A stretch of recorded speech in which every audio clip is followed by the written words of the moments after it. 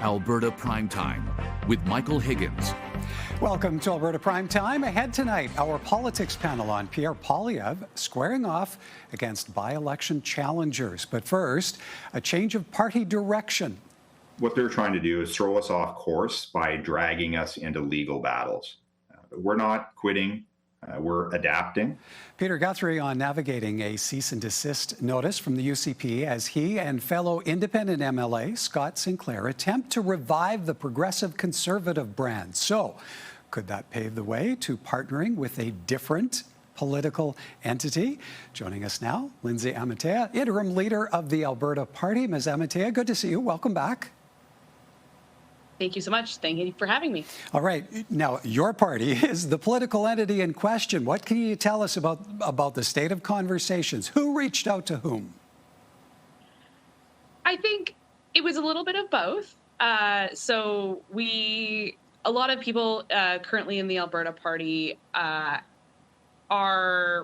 I would say, orphans from the former Progressive Conservative Party, including myself.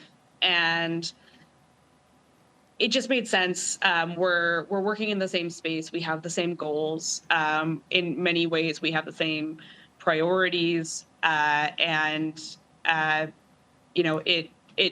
just made sense that we shouldn't be competing against each other for voters in that same centrist space. And so we have been having conversations with both Pete and Scott, and we are working towards making this a reality moving forward. Okay, so making it a reality. Now, when word of this began to seep out, you released a statement saying we are exploring opportunities. So what kind of actual partnership do you see emerging here?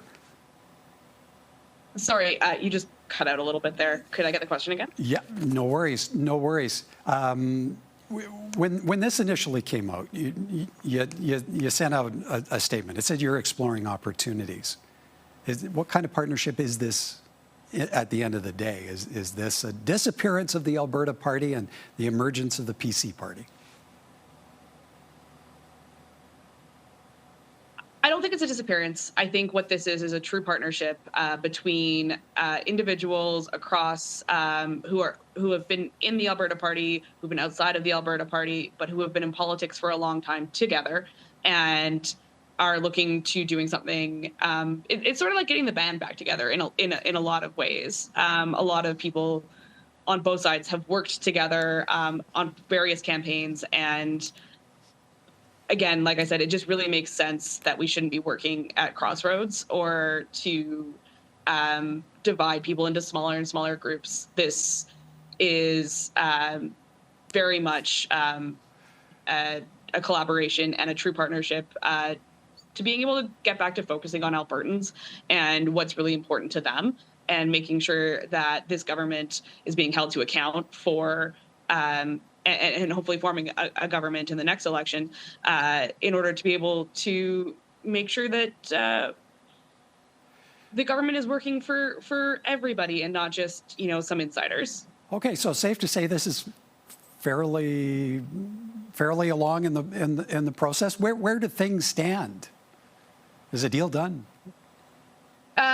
Deal isn't done because at the end of the day, the membership of the Alberta Party does get the final say. And so we have called a special general meeting for August 27th. Notices have been sent out, and it will be up to the membership to decide if this is what they want and if this is how we are going to move forward. Any concerns over how your membership might take this, or do you think it'll be fairly smooth sailing? I'm excited to talk to every single member of this party. So many people have reached out and are very supportive of the change. And ultimately, this is a democratic process, though. And so I'm hopeful that this is the direction that we are going to continue moving in together. But it is up to the membership. And this is a Democratic Party in that respect. Is there anything else that could potentially stand in the way here, or is it as simple as getting the nod from membership?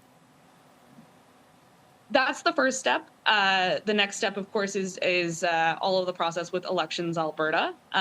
They have a specific process for changing the name of an existing party. This will be the second time this year that an existing party changes its name if this goes forward. Previously, the Buffalo Party had changed its name to the Republican Party of Alberta, and then they did run candidates in the last by-election under that new brand.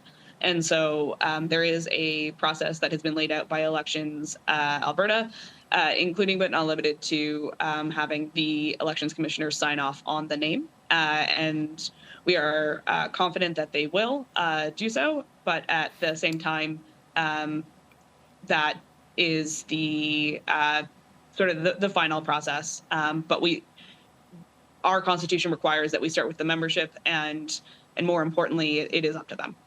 Okay, so if for some reason the partnership with Guthrie and Sinclair fails to materialize, what then does the future of the Alberta Party look like? Do you carry on? Do you field candidates in the next general election? Again, I think that a lot of people are having a real hard time with the United Conservative Party. It has garnered a lot of support and increased relevance for the Alberta Party in the last few months. As this continues, as any further information might come out about what has been going on. And I think at the end of the day, the people who are forming part of this party, who have reached out, are committed to making sure that there is a centrist option in this province, and seeing that through. All right. We'll have to leave it there for time. Appreciate your time this evening, Ms. Amantea. Thank you kindly. You as well. Lindsay Amantea is interim leader of the Alberta Party.